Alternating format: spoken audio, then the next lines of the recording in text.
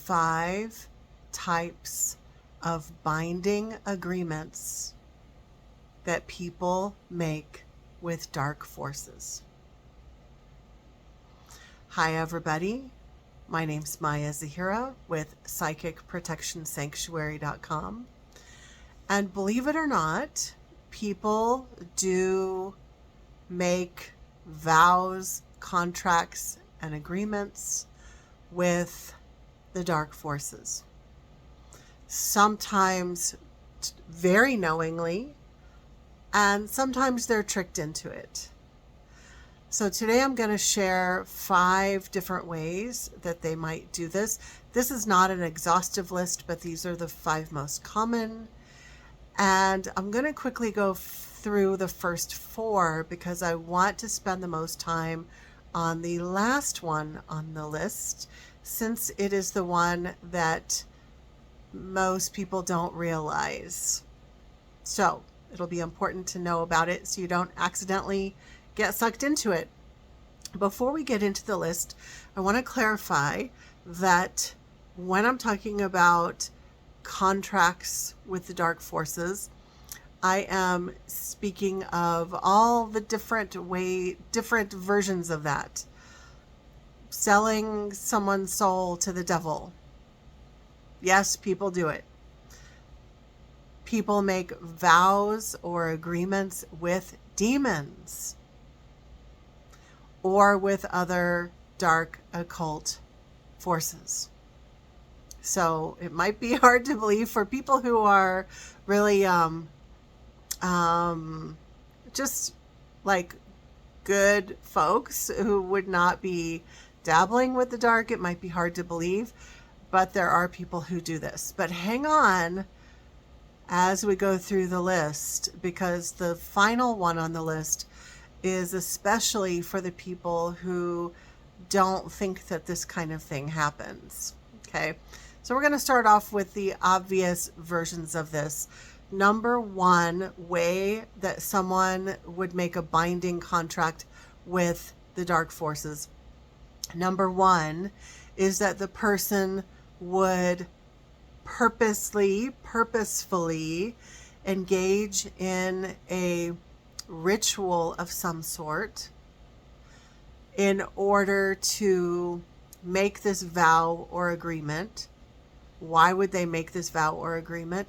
Usually for power, fame, sometimes protection, money, etc., etc. All those things that cause people to make really bad decisions.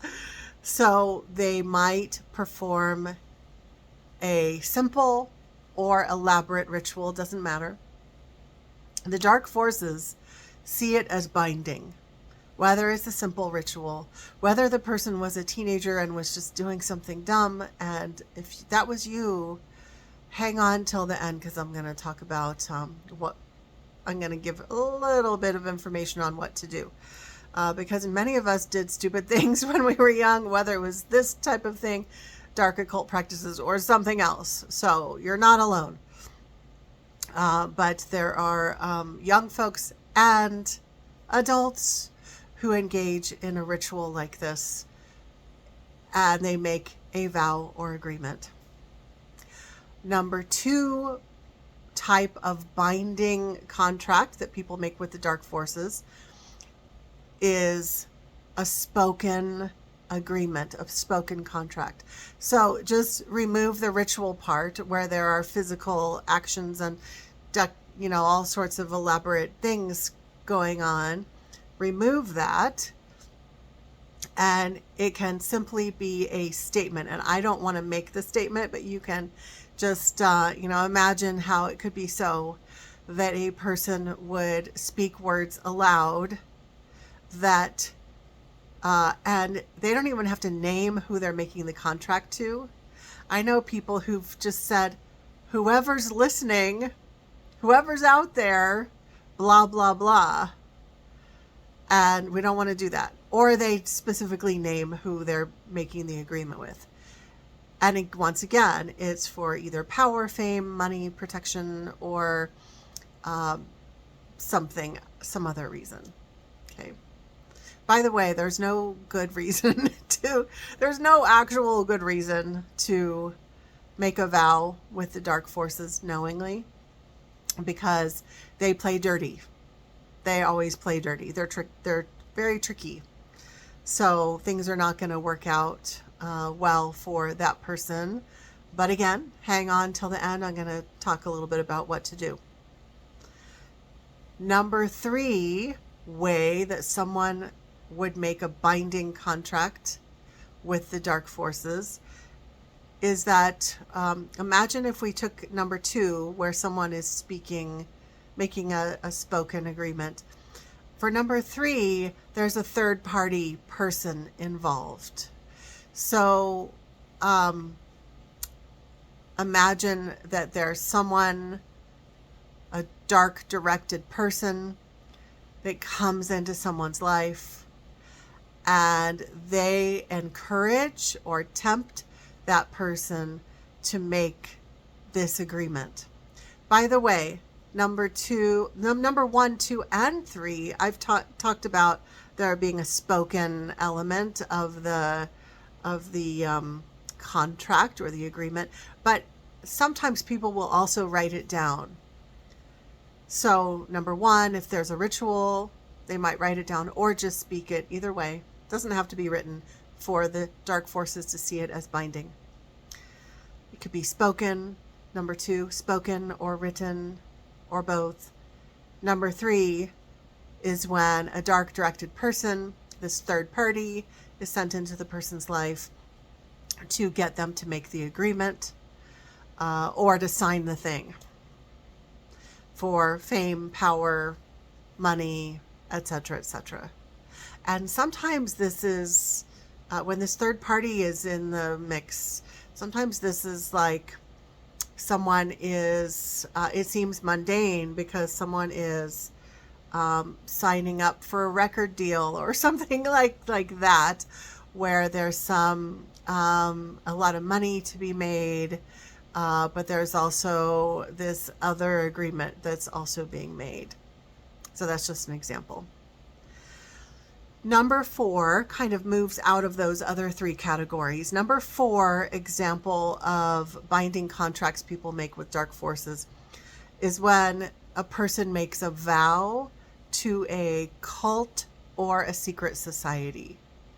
So they might think that they're just giving the vow to that cult, or a secret society, but what they're really doing is making an everlasting agreement with dark forces, with the dark spiritual forces, not just with the collective of people who are running the cult or the secret society. So now, number 5, I think this is the most important one.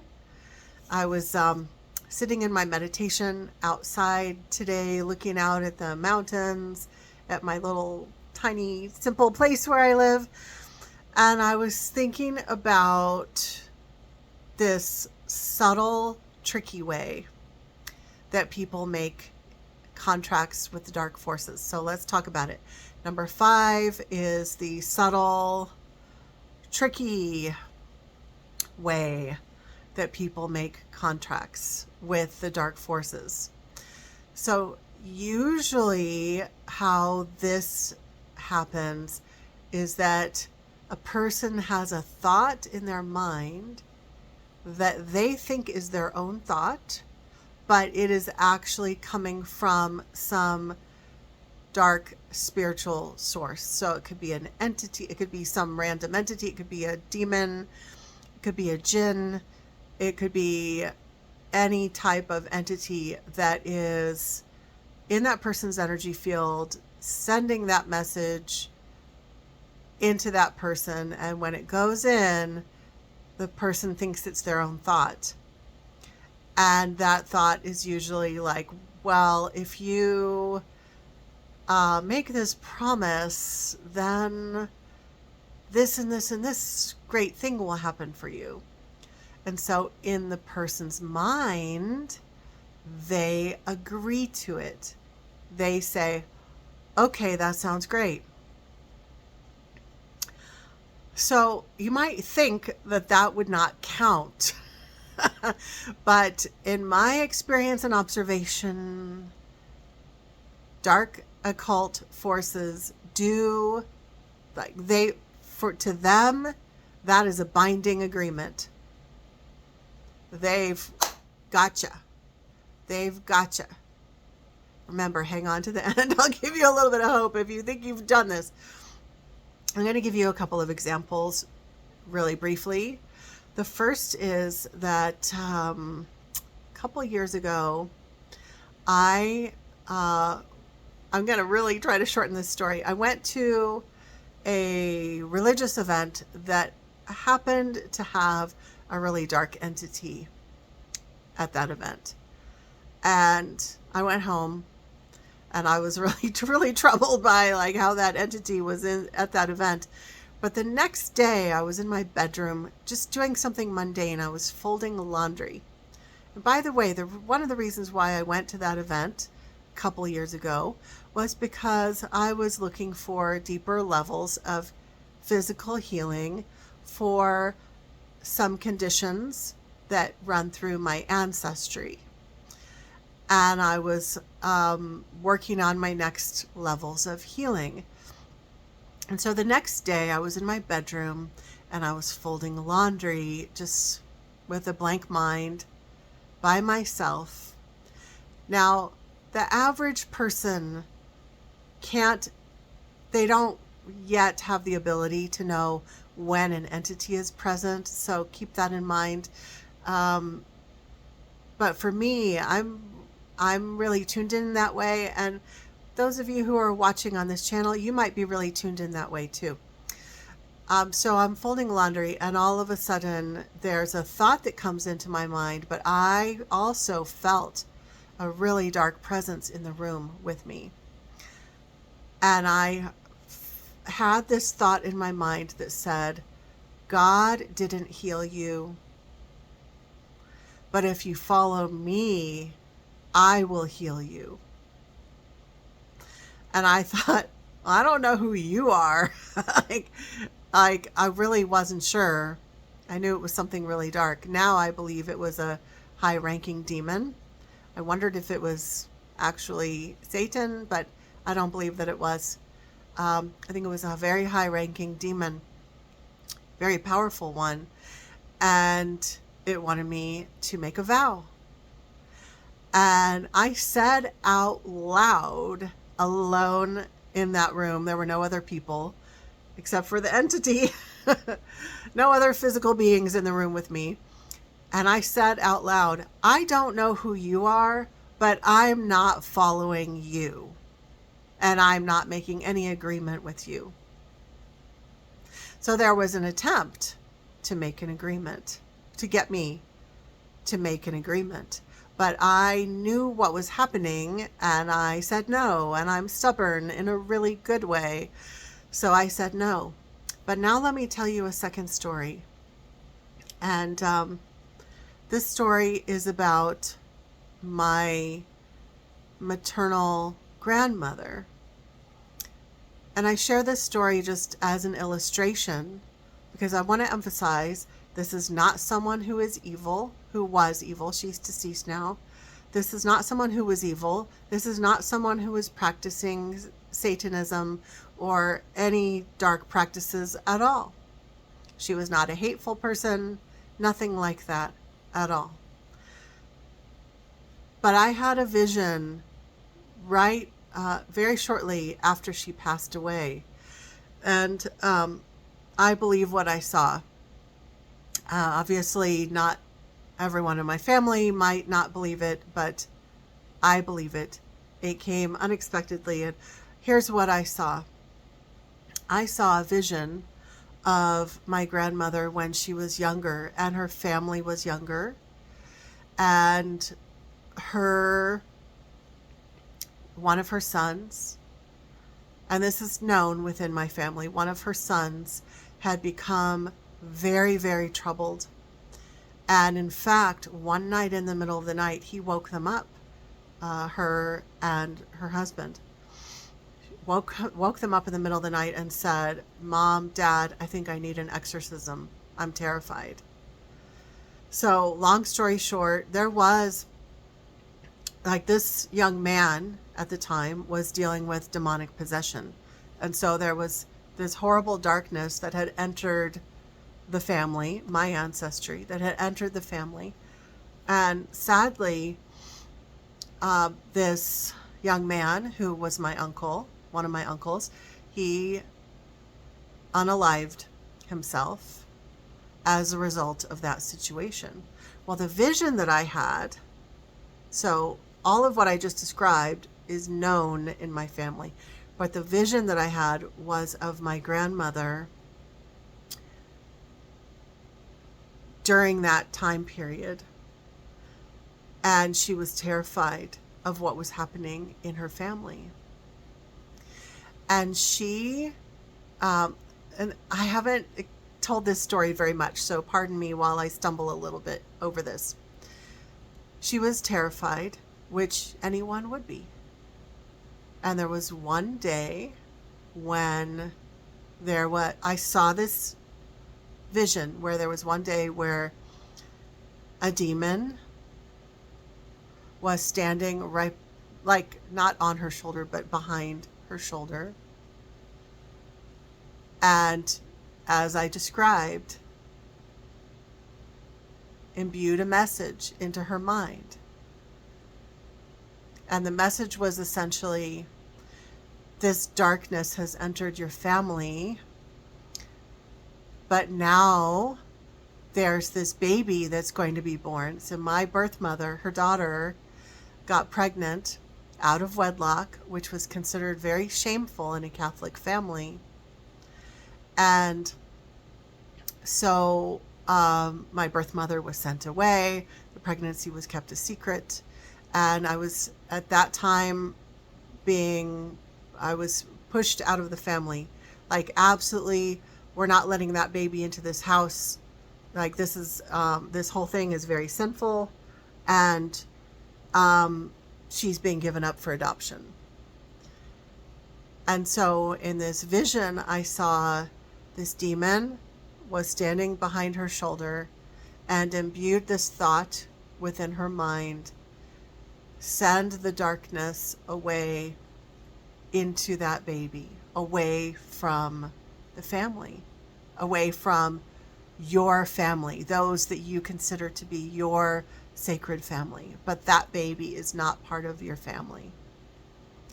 And she, in her mind, said, yes, do it. Now, I want to emphasize, these kinds of things happen when a person doesn't realize the impact of what they're doing. Like, if she knew right now a demon is speaking to you and is trying to get you to make a dark contract, and you've just said yes. She did not understand that. To her, and to lots of people who experience this, it was just a random thought followed by a thought of agreement. That's all it was. But the reality was that then I was born as a baby that was promised to the demonic forces, which I've spent my whole life undoing and clearing. And it's one of the reasons why I've gotten into doing this work for the last decade, but that's a whole other story. So, obviously I'm a human being and I have some feelings about what I saw, but I am grateful to understand what happened so that I could do the spiritual work that I know how to do to unwind it. So in that example, that was someone making a contract with dark forces, in this case demonic forces, making a contract of a contract in which someone else would be targeted. So she wasn't making a contract that she would sell her soul or be targeted for her whole lifetime by dark forces.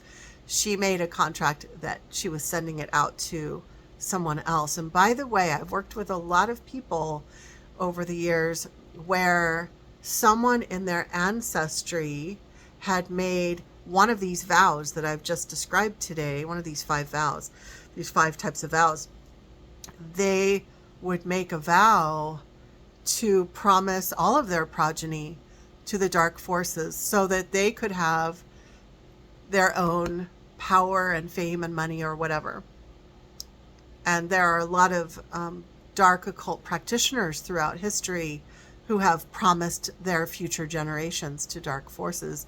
And then those people now are having to clear all of the nonsense that has caused them to be spiritually targeted in this lifetime.